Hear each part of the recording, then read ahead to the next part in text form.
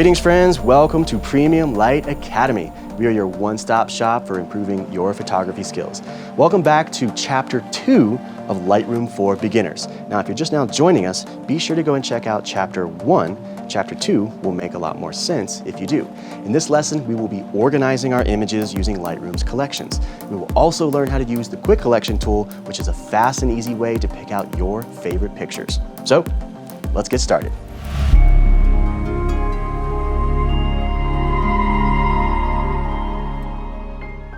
All right, friends, welcome back to our tutorial Lightroom for Beginners. This is part 2 of a 5-part series. Today we're going to be talking about organizing your photos. Now, if you happen to miss part 1, I would encourage you to go back and watch part 1. This series was created in order and it's going to make a lot more sense if you watch it from the beginning to the end. So if you will remember from our previous chapter, we have selected a series of images from a secure digital card that was shot during one of our premium light tutorials, and we imported those images into Lightroom. As you can see, we now have a whole bunch of images in our Lightroom library. Now, as I go down here to the bottom, I'm going to drag my thumbnail slider over a little bit so that we can see just about all of these together. What we notice is that we have 3 different photo shoots. We've got Ashley in this kind of wheat field up here. We have Ashley doing this little kind of gypsy dance in front of a sunbeam. And then down here at the bottom, we've got Ashley sort of emerging from this beautiful hedge full of flowers. Now, since these are from 3 different shoots, they are from 3 different projects. And as such, I want to keep them separated from one another. I don't want images from this section getting intermingled with images from this section. As our portfolio continues to grow, we want to make sure that we keep it organized. You would never want images from 2 different weddings getting commingled in with one another. So that's why it's important to keep things properly separated and categorized. So let's go over here onto the left-hand side where we have a section called Collections. Collections basically give you a quick and easy way to start subcategorizing your pictures. So I'm going to go ahead and click this plus button right here, and we're going to create a collection. Now Lightroom has a couple of defaults built in. We have this cool little dialog box. It asks me what I want to name my collection. And there's this check mark set up here that says include selected photos. Now what that means is that if I have any images in my library selected, such as this very first image, Lightroom will automatically include that image in my newly created collection. I don't want to do that right now, so I'm going to click that off. Now since we have 3 different photo shoots, I'm going to go ahead and create 3 different collections. Let's begin with our first one. Let's call this Ashley in the wheat field. Click Create. Now over here on our left-hand side, I can see that I've just created a new folder that says Ashley in the wheat field. When I click on that folder, it contains no images. It won't contain any images until I put images in there.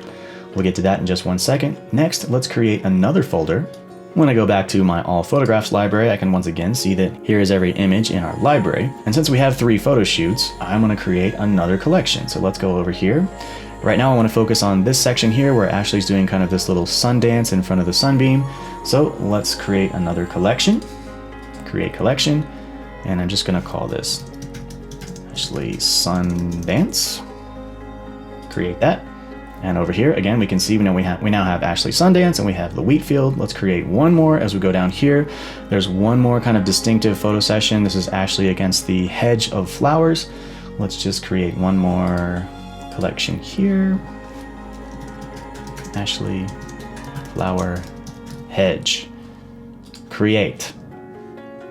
Now, I have just created 3 new collections, and this is going to enable me to start subcategorizing these images from my primary library. Lightroom makes this really easy, so let's go ahead and get started. I'm just going to go up on the very top image from my wheat field. I'm going to click once there. I'm going to hold down the Shift key on the keyboard, click once on that final image, and I'm going to grab any one of these images right here, and I'm going to click and drag into the wheat field. And as you can see, I have just added 29 images and I've isolated them into this folder called Ashley in the wheat field. Now I can focus in on just this photo session without getting confused with all of the other pictures in my primary Lightroom library. When I click back on my All Photographs, I can see that my original images from the wheat field are still here, so I haven't physically moved them out of the library.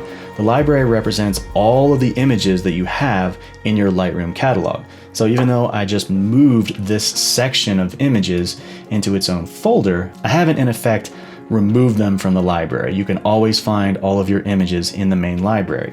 So let's carry right along. Let's grab the beginning of our little Sundance. We'll drag down here, and this looks like about the end of the Sundance right there. And I'm just gonna click and drag these into the Sundance. And as you can see, I've just imported 73 images into our Sundance. I'm gonna hit Command D on the keyboard to deselect all those images. And right now, all I'm looking at in my Sundance collection are the Sundance images. Again, back to the main library, the Sundance images are still here. They haven't been moved, they've just been added to my little Sundance folder. And as we scroll down to the bottom, we've got Ashley and this flower hedge. Let's select all of those and grab those and move them up into the flower hedge. Once again, if I look in here, I now just have images from the flower hedge. This gives me the ability to really hone in and focus on each of these individual shoots without getting distracted by all of the images in the primary library.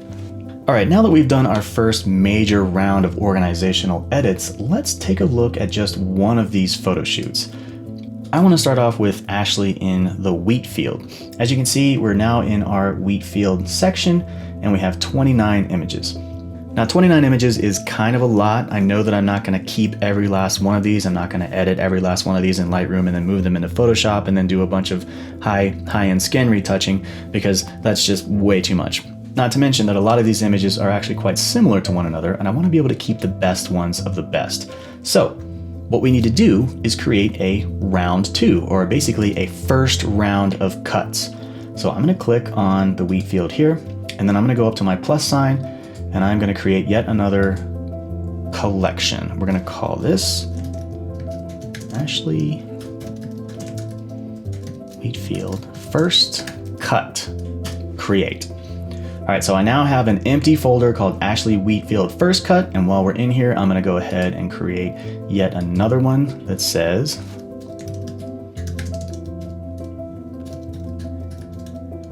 Ashley Wheatfield Final Cut. So this Final Cut folder, after we get done picking out all of our favorites, this folder will contain a very select few of the absolute best of the best images that will make it into our editing workflow. So let's go ahead and take a closer look at some of these images. First thing I'm going to do, I'm going to come down to my thumbnail slider. I'm going to move this all the way over so that I'm really getting a nice big up close view of the content. Let's start on the very first one. Again, as a quick reminder, I can either come down here into my loop view. If I click on this, it will basically take me to a full-size version. Or if I double click on this image, it will take me to the full-size version. Again, I've got a row of thumbnails coming across the bottom of the screen here. I can use the arrow keys on the keyboard to toggle through and quickly look at these images. So let's go back to the beginning. What I like to do when I'm making my initial rounds of cuts is I like to use the arrow key so that I can see the image full size just like this. And then I kind of just go with my gut on the first round. Our objective is to select the best images of this batch. And we're going to do 2 rounds of selection because I don't always get it right on the first time. So let's start making some initial selections. This is a very nice image. She's got a nice smile. We've kind of got a beautiful setting. We've got this sort of crazy looking fall color grass that just popped up out of nowhere in the middle of the summer. So we took advantage of it. We went and shot some images. And I'm going to say that this particular first shot out of the batch is pretty darn good. So here's what we're going to do. On the keyboard, I'm going to hit the B key and watch what happens. Add to quick collection. So this is one of the most important things about Lightroom. This is an ingenious file structuring method that they came up with, and I promise you, once you get used to it, you will use this all the time. If we direct our attention over here into our catalog, I have a section here called Quick Collection. If I click on that, I now see just this single image. Basically what I've done is I have very quickly moved this image into the Quick Collection because it's one of my favorites. All right, now let's go back to the wheat field. I'm going to click here. I'm going to double click on this first image, and I'm going to use the keyboard to start cycling through some of these thumbnails on the bottom. And I'm just going to kind of go with my gut on what I think is good. And every time I see an image that I like, I'm going to hit the B key and send that image to the Quick Collection. That one's kind of nice. It's okay. Let's see here. This is a pretty nice image. So I hit B, and that image automatically goes to the Quick Collection. Moving right along, these two are very similar to one another. I kind of like that first one better, so let's just keep that. Again, very similar, but these two are very similar. I think I like her head up a little bit more. B goes to the Quick Collection. Moving right along, I kind of like this one. Chin's down, kind of flirty and fun. Quick collection. Moving right along. Don't like it as much when she's not paying attention in this particular scenario. That looks very similar to what we've already gotten. Here's a nice smile. Again, going with instinct. B key. That one's good too. Add to quick collection. Now here we've changed it up a little bit, kind of moved our position around. These two are very similar. These are all three very similar. So I'm gonna keep probably this one here and this one here. I like that. Her chin's a little bit too far down there. That's kind of a drastic move, not too into that. So moving right along. That's a fun little kind of not paying attention to the camera. That's pretty cool. Shows our environment. Moving right along. I'm not crazy about this. It looks like a gust of wind got a hold of her hair and kind of blew it all out of her face. And that's not really going for me right now. Once again, and now we're moving into kind of our final section. We've got this sort of unusual she's using her hand to make a frame around her face, which is kind of cool. I'm not crazy about her expression in this one, so we'll move right along. That one's kind of nice. Gonna hit the B key, move that to the quick collection. Moving right along. Both of these are pretty good. I'll keep them both. This is looking a little bit more sultry. Her eyes are kind of, if we looking here, her eyes are kind of open. And then here, their eyes are kind of closed. I like them both. I'm gonna keep them both for now, and we'll decide which one we like a little bit better at the end. Okay, now, down at the bottom of our thumbnails, we can see we've come to our final image. And as I come up here into my quick collection and click here, we can see that I now have 13 images out of my original 29 that I'm looking at. So when I go back to my quick collection, I have 13 files. So this basically represents my first edit, my first pass at this photo session. So let's grab our thumbnails. We'll move this out just a little bit so I can see everybody all at once. That's a pretty good cross section for our first round. So what I'm gonna do is I'm gonna do a select all, and I'm gonna drag these into Ashley Wheatfield first cut. Boom, just like that. So I'm now starting to whittle this down. So this is our Ashley in the Wheatfield, and this is our first round. We're now down to 13 images. We started off with 29. And as we come down to our final cut, this folder contains 0, but we will soon fill this with just a few select images that are the absolute best of the best. So let's go back up to our quick collection, clicking here.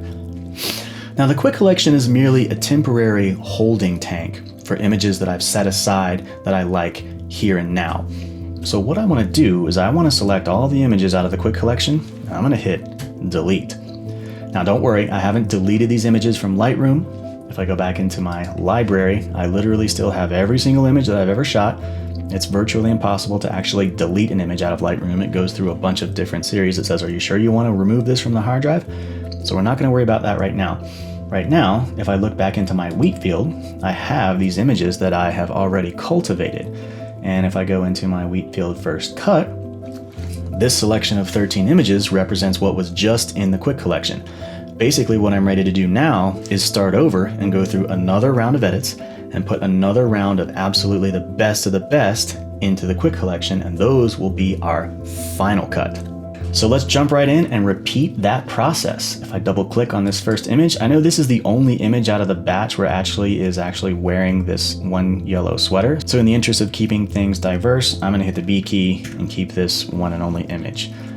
Now as we move along, you can see we have 3 images, even 4 images that are actually very similar to one another. I don't think that I need to keep every last one of these, but I do want to keep at least one of them. I'm kind of leaning towards this one right here. She's kind of got her head up a little bit more. She's engaged a little bit more, and she's kind of compositionally filling a little bit more of the frame. As we move back here, she's a little crunched down, and I didn't do a very good job of kind of cropping her in camera here. If we put our attention over onto the left-hand side, you can see that her hand is kind of getting cropped off a little bit. That's not a really, really great way to choose your composition when you're on site. These things happen because, you get excited about what's going on. But as we move through, her hand is even a little bit more chopped off here, but fortunately her expression is so much more engaging that I'm not really worried about her hand at all at this point. So I think I'm definitely going to keep this one, B key, and that one goes to the quick collection. As we move along, I kind of like that first one best out of all. Here we have 2 that are very similar, and in this case her hand is in fact in the image, so I think I will keep, let's keep the smiling one just to kind of keep things a little bit diverse. So B key, and let's send that one to the quick collection. Moving right along. All right, now we've changed up our position, and again we have couple of images that are really quite similar. I feel like we've got kind of a smolder going on here where her mouth is kind of dropping open, and then over here we have kind of something a little bit more wholesome. She's kind of like clutching at this wheatgrass. It's a pretty interesting looking image. So let's go with wholesome in this case. And over here she's not paying attention because this one's a little bit different. I'm gonna go ahead and throw that one in as well. And here we move into our final row. So we have two where she is engaging with the viewer, making eye contact. Of these two, I think maybe I like this second one better because let's look right here at her eye. The little tassels of her shirt are getting dangerously close to her eye. And in this next one, we have just a little bit more breathing room away from there. So between these two, I'm gonna keep this one. Moving right along, she's no longer paying attention to the camera. So we have two images where she's not paying attention to the camera. Really, in this case, it's probably just up to your best judgment. If I draw our attention right here to her chin, we've got some of these little wheat fields kind of obstructing her chin just a little bit. They seem to be a little bit more in her face here, a tiny little bit less in her face there. So I'm gonna hit the B key and keep that one instead. So now, when I look at my quick collection, I now have 7 images. So in just a few short minutes, we started with 29 images from this photo session, and we've whittled it down to our 7 favorite. So I'm gonna go ahead and select all of these images, and I'm gonna drag them into our Ashley Wheatfield final cut. So now, when I click my final cut selection, this is basically what we just created into our quick collection. Let's go ahead and go back to our quick collection, and in the interest of staying organized, let's delete that. We've already honed in our favorite images of Ashley, and as you can see, in a few short minutes, we started from the entire library where we had all of our images from all of our photo shoots. Then we quickly moved into our collection section. We came down here, we selected off the initial 29 images from the Wheatfield.